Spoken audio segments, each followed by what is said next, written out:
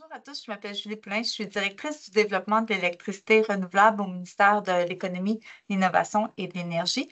Ce webinaire aujourd'hui est d'une série de 12 initiés par le ministère de l'Économie, l'Innovation et de l'Énergie et porte sur l'encadrement réglementaire des éoliennes par les municipalités régionales de comté et les municipalités au Québec et sera animé par Mme Hélène Doyon, urbaniste.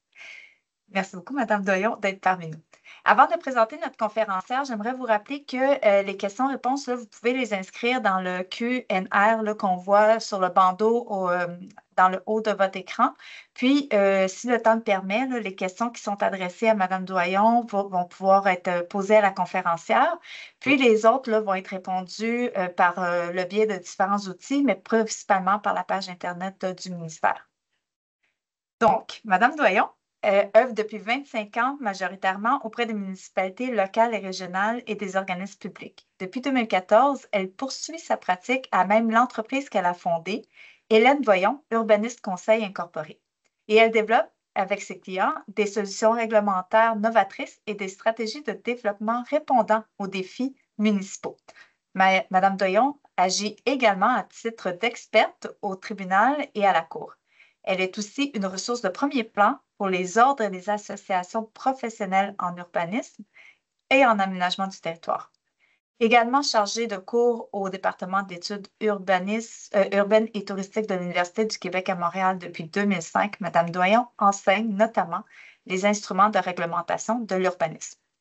Dans ce webinaire, Mme Doyon abordera les pouvoirs de la planification et de réglementation des éoliennes par les MRC et les municipalités en vertu de la loi sur l'aménagement et l'urbanisme. Elle présentera notamment les outils d'urbanisme disponibles à l'échelle régionale et locale pour l'encadrement des éoliennes. Une attention particulière sera portée sur les nouvelles orientations gouvernementales en matière d'aménagement du territoire, les OGAT, relatives au développement éolien, lesquelles seront en vigueur à compter du 1er décembre 2024. Madame Doyon, la parole est à vous. Merci beaucoup. Alors, bonjour à tous. Ça me fait grand plaisir d'être avec vous aujourd'hui. Alors, allons-y dès maintenant. Écoutez, c'est une belle invitation de parler de l'encadrement réglementaire des éoliennes au Québec, soit par les MRC et les municipalités. Vous êtes plusieurs en ligne aujourd'hui de tout azimut, autant les citoyens, municipalités, organismes, ministères et autres. Alors, évidemment, on va faire un tour d'horizon sur des éléments généraux en donnant des exemples, bien sûr, d'encadrement réglementaire. Et comme a été mentionné, en portant notre attention également sur la question des nouvelles orientations gouvernementales qui, somme toute, en matière d'éoliennes, ont conservé un peu la même lignée qu'elles étaient auparavant. Alors, allons-y dès maintenant, si vous permettez. Donc, on prendra aussi les questions à la fin. Donc, ça fait grand plaisir d'y répondre. Alors, tout d'abord, il faut savoir, au Québec, en matière d'aménagement et d'urbanisme, c'est un domaine qui prévoit des responsabilités qui sont partagées en différentes instances. C'est-à-dire que le gouvernement a un rôle à jouer, tout comme les communautés métropolitaines, les municipalités régionales de comté, les MRC, ainsi que les municipalités.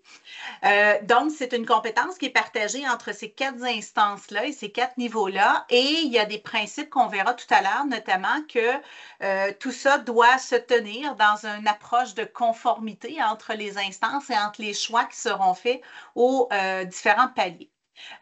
Pour alléger la présentation, le niveau métropolitain ne sera pas abordé dans le cadre de la présente, mais sachez qu'il, bien sûr, il existe.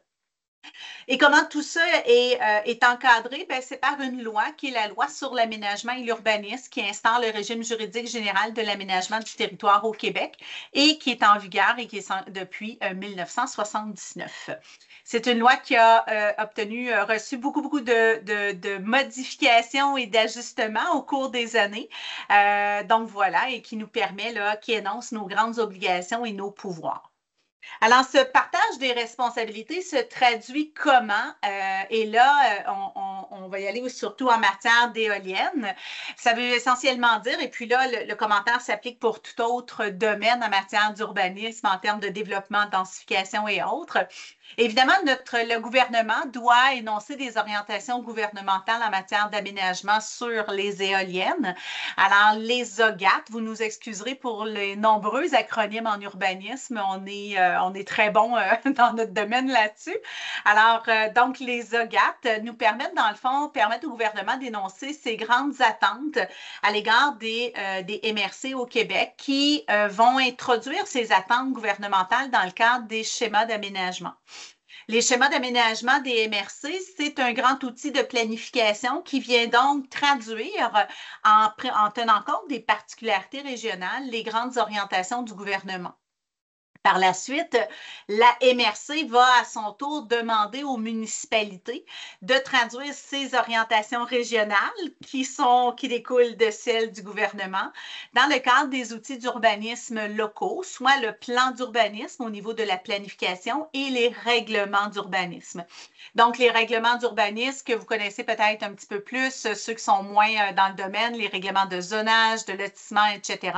Donc, nos outils qui permettent aux municipalités d'encadrer les interventions, les projets. Donc, de quelle manière on va venir encadrer le développement de parcs éoliens au niveau des distances, des hauteurs, etc. Mais à la base, il faut savoir donc qu'il faut tenir compte des préoccupatives gouvernementales qui sont traduites dans les schémas d'aménagement de la MRC. Alors, le partage des responsabilités se traduit donc notamment à l'égard des demandes ministérielles, donc qui sont faites, vous voyez au niveau des couleurs que vous pouvez associer les flèches, donc les demandes ministérielles que le gouvernement, la ministre énonce, par exemple au MRC, on reviendra tout à l'heure, notamment les MRC doivent maintenant introduire les OGAT dans les 3 prochaines années. Les OGAT sont entrés en vigueur il y a 2 jours, le 1er décembre dernier. Donc, les nouvelles, en fait, j'entends. Par la suite, comment tout ça se traduit? Par des obligations, ce qu'on appelle en urbanisme la concordance et la conformité. Pour faire simple, tout doit se tenir, c'est-à-dire ce qui est énoncé, par exemple, par un palier inférieur, doit assurer sa conformité par rapport au palier supérieur. À titre d'exemple, en matière d'éoliennes, la MRC aura à déterminer des territoires compatibles, c'est-à-dire des territoires où on devra orienter potentiellement les éoliennes. Alors, une municipalité devra reconduire ces territoires-là sans contredire l'objectif du schéma d'aménagement. À titre d'exemple, elle ne pourrait pas venir interdire les parcs éoliens dans certaines parties du territoire si le schéma d'aménagement l'a désigné cet espace comme étant un territoire compatible. Alors, on regardera des exemples un petit peu plus précis tout à l'heure. Alors, c'est le principe de conformité. La concordance, c'est les obligations, dans le fond, qui découlent du palier supérieur. Et enfin, bien sûr, on a aussi, puis ça, on n'abordera pas tout ça aujourd'hui, on n'a que 20-25 minutes, on a des obligations qui découlent de la loi sur l'aménagement. Alors, reprenons chacun des niveaux avec un petit peu plus d'informations. Vous aurez accès à la présentation également pour ceux, je ne lirai pas tout en détail, mais comme complément d'information. Alors, les responsabilités du gouvernement, je l'ai mentionné, c'est donc d'adopter des orientations du gouvernement, soit des objectifs que le gouvernement, le ministre, les mandataires poursuivent, incluant les grands projets. Comme j'ai mentionné, les nouvelles OGAT sont entrées en vigueur en décembre 2024. On va y revenir plus loin. Sachez actuellement, il y a 2 jours, oui, ça a été une grande révolution, c'est-à-dire un grand changement dans l'approche de l'aménagement du territoire au Québec. Mais en matière d'éoliennes, on est plus dans la continuité de ce qui existait avant. C'est-à-dire que des orientations existent depuis nombre d'années, évidemment, au Québec pour encadrer les schémas d'aménagement. Le gouvernement pas le gouvernement, mais la ministre maintenant doit également agir dans le partage des responsabilités en approuvant les schémas d'aménagement ainsi que certains règlements régionaux à l'égard des orientations. C'est-à-dire que lorsqu'une MRC verra à modifier ou à réviser son schéma d'aménagement, vous voyez toujours la flèche qui monte vers le haut. Alors, ce que ça signifie, c'est que pour entrer en vigueur, donc pour avoir effet en soi, le règlement du schéma et les autres règlements régionaux doivent être approuvés par la ministre. Et la ministre, pour approuver ce schéma, elle doit se baser sur ses orientations gouvernementales. En d'autres termes, est-ce que le schéma d'aménagement, prenons un exemple, un schéma d'aménagement qui aurait pour effet d'interdire les parcs éoliens sur l'ensemble du territoire, ben, serait pas nécessairement désapprouvé par le ministre puisque l'orientation est de prévoir des espaces pour accueillir cette énergie. Alors, c'est un exemple. Donc, cette notion d'approbation ministérielle, elle est fort importante et les MRC auront des choix à faire, mais toujours en conformité avec ces orientations.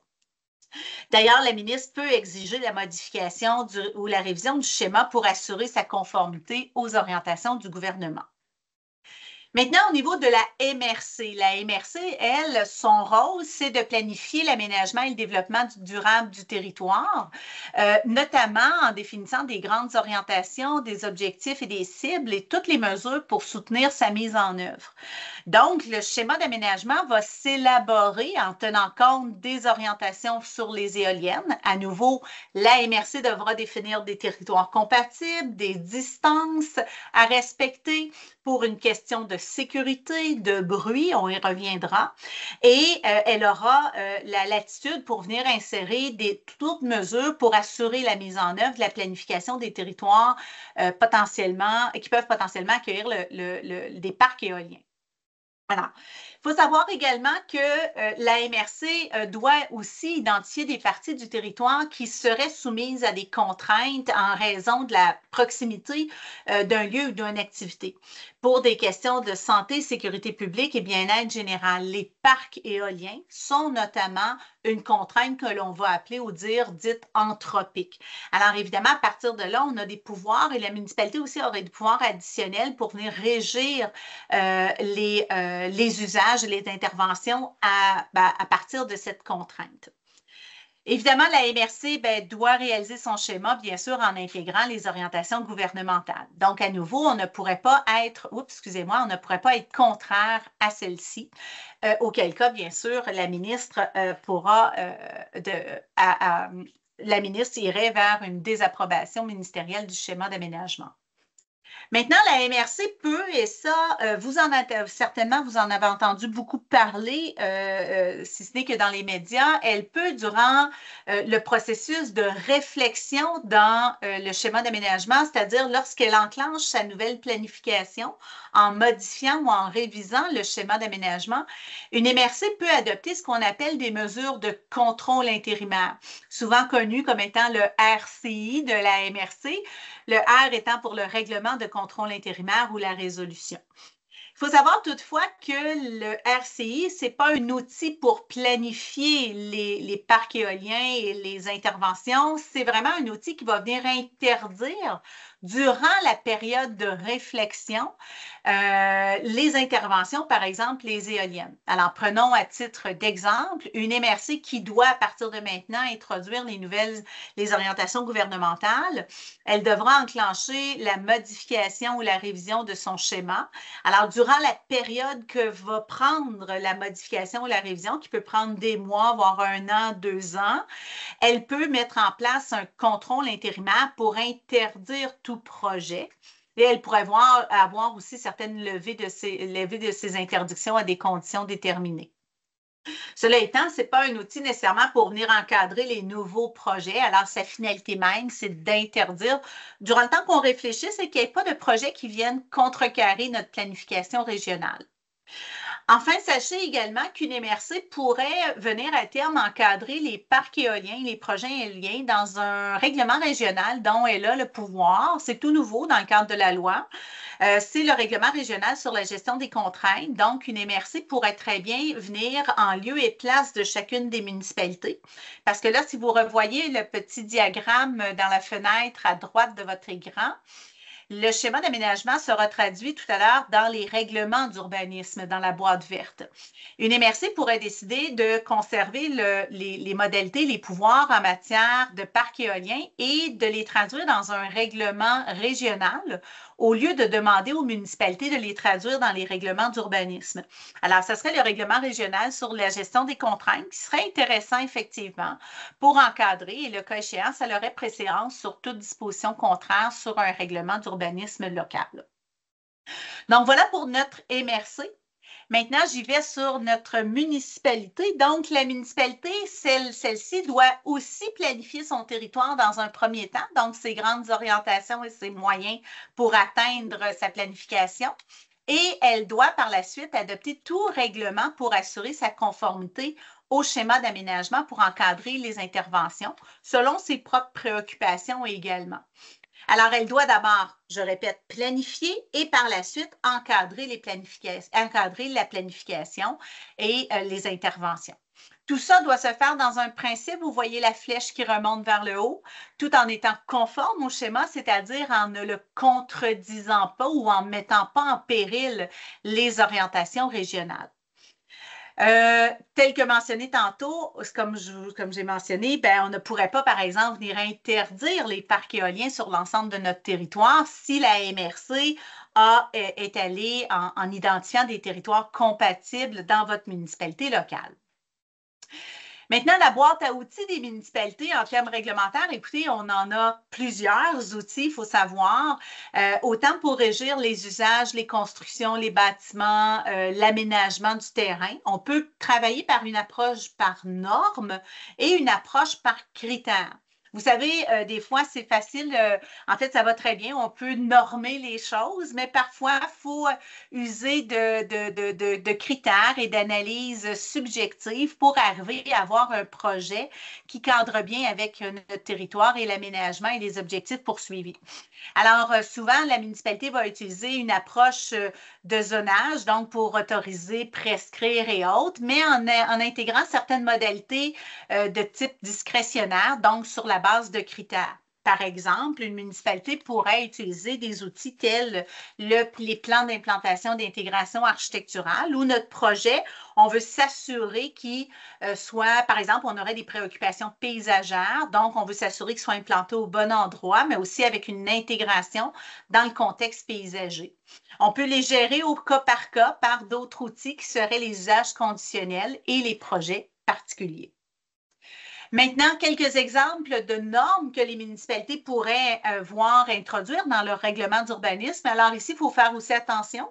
Ce sont des normes des moyens qui vont nécessairement, dans la grande partie, se retrouver aussi dans les schémas d'aménagement. Pourquoi? Parce que les orientations gouvernementales nous demandent de prescrire des distances et certaines normes, bien qu'une municipalité pourrait en ajouter, hein, c'est-à-dire une municipalité pourrait être un peu plus restrictive ou voir des mesures complémentaires à celles d'une MRC. Il faut faire attention. Elle ne pourrait pas, ces mesures additionnelles, avoir pour effet d'empêcher un projet de parc éolien. Alors là, on serait dans une situation où on viendrait contredire un schéma d'aménagement. À titre d'exemple, donc, la municipalité peut bien sûr autoriser ou interdire l'usage, qui est le parc éolien et les éoliennes selon les territoires compatibles. Nous y reviendrons. Elle peut bien sûr aussi régir l'implantation, soit des distances par rapport à des usages sensibles, l'habitation, des lieux d'éducation, de santé, par rapport à des bâtiments, des équipements, des rues, on reviendra, on va voir d'autres exemples. On peut régir la construction en soi, la hauteur, la superficie. Puis vous savez, dans les parcs éoliens, bien souvent, on a bien sûr l'éolienne, mais il y a les chemins d'accès, il y a des petits bâtiments accessoires également. Donc, on peut régir ces constructions-là. On peut également protéger nos territoires d'intérêt écologique et ça sera demandé dans le cadre des orientations gouvernementales. Donc, je vais revenir tout de suite après pour les boisés, les habitats, les milieux hydriques et humides. Prescrire certaines conditions par rapport au niveau sonore parce que c'est également une attente gouvernementale de la source de bruit, bien sûr, et exiger également des études, le cas échéant, lors de la délivrance des autorisations locales. Alors, voilà pour quelques exemples des outils de la municipalité. Alors, il nous resterait 5 minutes. Oups, je vais juste compléter pour la municipalité. Donc, bien sûr, la municipalité peut aussi adopter des mesures de contrôle intérimaire durant le temps de sa réflexion qui est liée à son plan d'urbanisme. Mais attention, un contrôle intérimaire à nouveau ne peut avoir pour effet, ne pourrait pas être contraire à un même contrôle intérimaire qui serait au niveau régional. Donc, c'est plutôt rare qu'une municipalité va le mettre en place, mais ça pourrait être le cas. Ça fait partie des outils de la municipalité. Enfin, est-ce que nos citoyens sont impliqués dans toutes les démarches que le gouvernement, la MRC ou la municipalité mettra en place? Oui, à l'échelle municipale et à l'échelle régionale. C'est-à-dire qu'au niveau gouvernemental, il y a eu les processus de consultation auprès de la société, à l'égard des orientations gouvernementales qui sont maintenant terminées puisqu'elles sont en vigueur. Maintenant, au niveau régional et local, sachez que les MRC, la prise de décision incombe bien sûr aux élus. Cependant, la loi prévoit que les citoyens sont partie prenante du processus de décision en urbanisme et qu'ils devront être informés et consultés dans la majeure partie là, des processus décisionnels. Donc, oui, la consultation, les citoyens sont impliqués. Au niveau local, il peut arriver certains cas où il y a une approbation référendaire, mais ça pourrait ne pas être le cas également, dépendamment des choix qui auront été faits aussi au niveau des obligations régionales. Donc, voilà pour ça. Alors, il nous reste un petit 5 minutes. Je voudrais terminer en abordant avec vous justement ces nouvelles orientations gouvernementales, peut-être en pointant un petit peu plus ce qui est d'importance, je vous dirais, de ce qu'on doit s'attendre à retrouver dans un schéma d'aménagement et qui théoriquement aurait pu être là déjà dans les schémas qui sont déjà en vigueur. Alors, les nouvelles OGAT sont donc en vigueur depuis le 1er décembre dernier. Elles concernent, il y a 9 grandes orientations et celle qui est en pointillé en haut à gauche, c'est celle qui vise les éoliennes. Les OGAT sont accompagnés d'objectifs et d'attentes qu'on verra au niveau l'éolien et ainsi que d'éléments obligatoires et facultatifs. C'est-à-dire que la MRC doit aborder, traiter, inclure X, Y, Z selon le thème qui est là. Si vous voulez en savoir davantage et consulter les orientations gouvernementales, vous avez au bas de la page le lien pour accéder aux documents qui sont publiés sur le site du ministère des Affaires municipales. Donc, allons-y pour l'orientation 9 qui porte sur les éoliennes, qui vise essentiellement la mise en valeur du potentiel du territoire et du potentiel éolien du territoire, d'une manière qui respecte, un, les particularités du milieu, mais deux, également, qui contribue à l'acceptabilité sociale de cette filière énergétique. En d'autres termes, le ministère, ce que l'on comprend, c'est que les MRC doivent être prêtes à recevoir un projet si un projet doit ou pourrait avoir lieu chez eux. C'est-à-dire qu'une MRC ne pourrait pas, à titre d'exemple, écoutez, moi, je n'aborde pas la question de l'éolien dans mon schéma d'aménagement puisque je suis d'avis qu'il n'y a pas de potentiel. Or, aujourd'hui, le potentiel éolien, ce que l'on comprend, il peut être mis en valeur par des éoliennes de plus en plus grandes, alors, et avec différentes modalités. Et là, je ne suis pas la spécialiste de l'éolien, de la machine en soi, mais maintenant, ça peut être exploité dans plusieurs territoires et non pas des territoires qui, traditionnellement, très venteux. Là, je vais dire ça comme ça. Alors, il faut être prêt à recevoir un projet éolien. Il faut donc assurer la compatibilité du développement en prenant en compte les caractéristiques du milieu et la préoccupation de la population. Et si dans un territoire où vous résidez, où vous travaillez, il y a des terres du domaine de l'État, sachez que l'objectif 9.2 s'applique spécifiquement sur les terres publiques. Aujourd'hui, je ne l'aborderai pas, mais sachez qu'elle existe et il y a d'autres attentes gouvernementales. Alors, rapidement, il y a 3 attentes en milieu urbain. Vous les avez à l'écran. C'est exactement le texte qui se retrouve aux orientations gouvernementales. Les mots qui sont surlignés sont d'ailleurs aussi définis aux orientations, ce qu'on doit saluer. Alors, on a une clarté aussi au niveau des attentes gouvernementales. Alors, essentiellement, on doit identifier les territoires qui peuvent accueillir le développement éolien. Ce que ça veut dire, c'est qu'on doit prendre en compte où sont les gisements éoliens, le cas échéant, exploitables, donc également notre potentiel éolien, mais on doit aussi tenir compte de nos milieux qui présentent certaines fragilités ou certaines caractéristiques d'intérêt. que ce soit par exemple les usages sensibles. Donc, on doit tenir compte où sont nos milieux habités, résidentiels, santé, services sociaux, éducation, garderie. On doit tenir compte des territoires d'intérêt écologique, des territoires qui ont un statut juridique aussi, les parcs nationaux, les réserves. C'est-à-dire qu'on devra nécessairement orienter les parcs éoliens à l'extérieur de ces territoires d'intérêt écologique, milieux naturels, milieux humides, les corridors écologiques également, fort importants.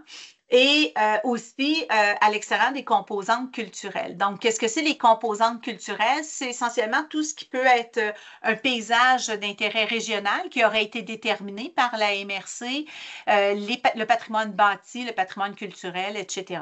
Les sites archéologiques également, c'est identifié comme les composantes culturelles. Donc, essentiellement, notre territoire où ça sera compatible doit prendre compte du potentiel, mais doit venir essentiellement exclure les territoires où j'ai des usages sensibles, des éléments d'intérêt écologique et des composantes culturelles.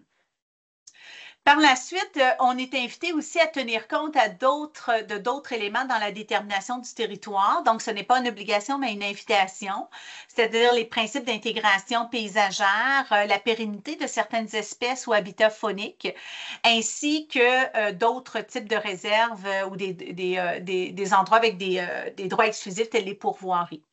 Je pense rapidement pour aller justement à la deuxième. Donc, une fois qu'on a notre territoire qui est déterminé, hein, on ne pourrait pas ne pas avoir de territoire compatible.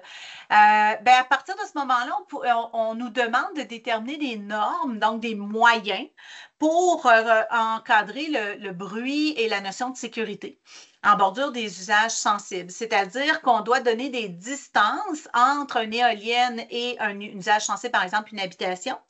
Et ça doit être la même distance par réciprocité. Hein? Si la maison ne peut pas se rapprocher de l'éolienne, bien, l'éolienne ne pourra pas non plus se rapprocher de la maison.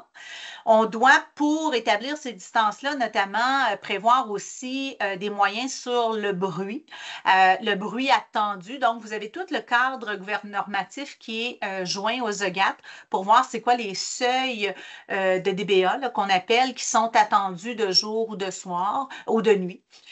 On doit également tenir compte, bien sûr, des risques qui sont existants ou des risques appréhendés, donc, pour autant les parcs d'éolien existants et projetés.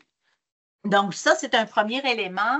Maintenant, on doit également tenir compte d'introduire des distances en matière de sécurité cette fois-ci. Donc, on avait la première obligation en matière de bruit, sécurité. La deuxième, c'est sécurité et transport.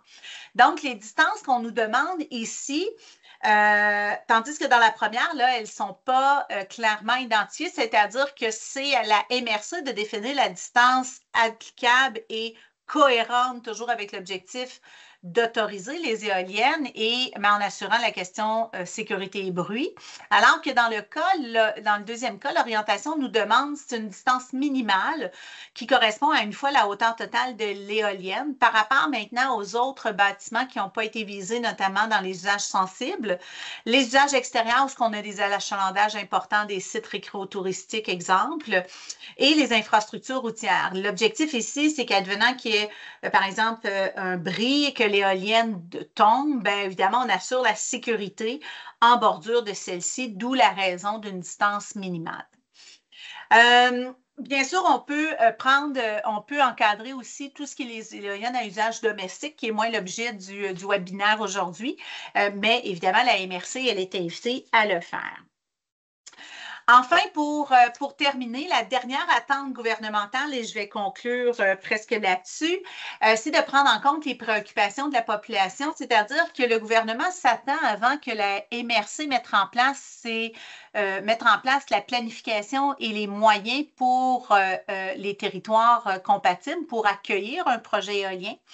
Le gouvernement s'attend à ce qu'on mette en place un processus de consultation avec les citoyens pour recueillir les préoccupations du milieu. Alors, bien important, et ce, avant que le schéma soit adopté, donc qu'on mette en place les nouvelles modalités.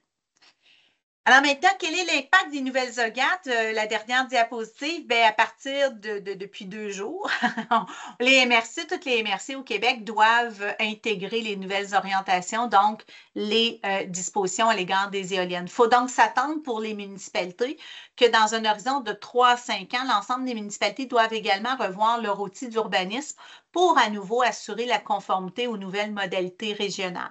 Alors, les modalités d'encadrement vont changer, changeront, seront adaptées à vos territoires et donc voilà, des grands travaux s'annoncent au cours des prochains mois pour les MRC. Alors, ça conclut ma présentation à l'égard des modalités d'encadrement. Alors, je vous remercie infiniment de votre attention. Merci beaucoup, Madame Doyon. C'était très intéressant. Donc, on a eu une question. Donc, on nous demande, est-ce que la loi prévoit des domaines dans lesquels les municipalités peuvent adopter des mesures plus contraignantes que celles définies dans le schéma concernant le développement éolien? Oui et non, c'est-à-dire, je m'explique. Comme j'ai mentionné rapidement tout à l'heure, une municipalité peut effectivement adopter des mesures plus contraignantes. Toutefois, elle ne pourrait pas avoir pour effet de mettre en échec ou de porter atteinte à l'orientation de la MRC. Et on a vu, la MRC doit définir des territoires compatibles. Donc, une municipalité ne pourrait pas réduire ce territoire compatible. À titre d'exemple, si dans votre municipalité, par l'effet des orientations gouvernementales, il y a 40 de votre territoire qui pourrait accueillir des éoliennes, la municipalité locale ne pourrait pas, par le principe de conformité, réduire ce territoire à 10 ou complètement les interdire. Donc là, on serait dans le principe au niveau de la conformité, au niveau du schéma d'aménagement. Il y aurait donc une problématique ici attendue à ce moment-là. Donc, oui, on pourrait être plus contraignant dans certaines normes, par exemple, par rapport, par exemple, des distances ou un élément additionnel qu'on pourrait mettre, mais pas prévoir des distances à nouveau tellement grandes qui viendraient mettre en échec la réalisation éventuelle. Hein? Toujours le but, c'est qu'il y aura, il faut être prêt à recevoir des parcs éoliens et nos normes ne doivent pas rendre impossible l'exercice de cet usage-là à terme. Merci beaucoup. On a une autre aussi, une demande de précision par rapport au règlement régional. Quel Oui. est l'avantage du règlement régional? Merci pour la question, puis c'est fort intéressant. Je sais qu'il y a des MRC qui sont avec nous aujourd'hui. Vous savez, vous avez un nouveau pouvoir, les MRC, d'adopter un règlement régional. Alors, le règlement, dans le fond, je pense que le principal avantage serait d'avoir justement cette cohérence à l'échelle de la MRC, d'avoir des distances uniformes qui seraient applicables sur l'ensemble des municipalités et qui seraient directement en conformité avec la planification du schéma d'aménagement. Dans ce cas-là, les municipalités ne pourraient pas régir par elles-mêmes l'éolien sur leur territoire, puisque les pouvoirs seraient ramenés à l'échelle régionale. Alors moi, je vois vraiment un avantage au niveau 1 de l'approche cohérente à l'échelle d'un territoire et peut-être aussi une simplification dans les petites municipalités. C'est quand même costaud lorsqu'un projet éolien débarque dans nos municipalités et d'avoir aussi les ressources pour traiter ce type de projet-là. Je pense que le regroupement des ressources aussi de l'avoir à l'échelle MRC peut être fort intéressant pour un milieu. Merci beaucoup. J'ai une autre question. Croyez-vous qu'une municipalité locale qui exploite avec une MRC une entreprise produisant de l'électricité par éolienne, sous la compétence de la MRC par la 111 L de la loi sur LCM, peut exploiter en même temps et de façon indépendante son propre projet d'exploitation de l'électricité par éolienne par l'article 17.1 LCM. Donc, j'imagine que vous avez tout compris. Elle est très précise, la question. En fait, je vous dirais, je ne serais pas en mesure d'y répondre. Il faudrait faire des validations juridiques précises à cet effet-là. Cela étant, dans la mesure où la municipalité ou la ville conjointement souhaiterait exploiter l'éolien, ben, elle sera soumise aux mêmes dispositions qu'on vient de parler et qui découlent des orientations gouvernementales. Alors, donc, si la réponse est oui, les mêmes modalités et mesures pourraient s'appliquer à ce moment-ci. OK? Donc, merci encore infiniment, Madame Doyon. C'était vraiment très intéressant. Puis, au plaisir de vous rencontrer. Merci beaucoup. Bonne journée à tous. Au revoir. Bonne journée.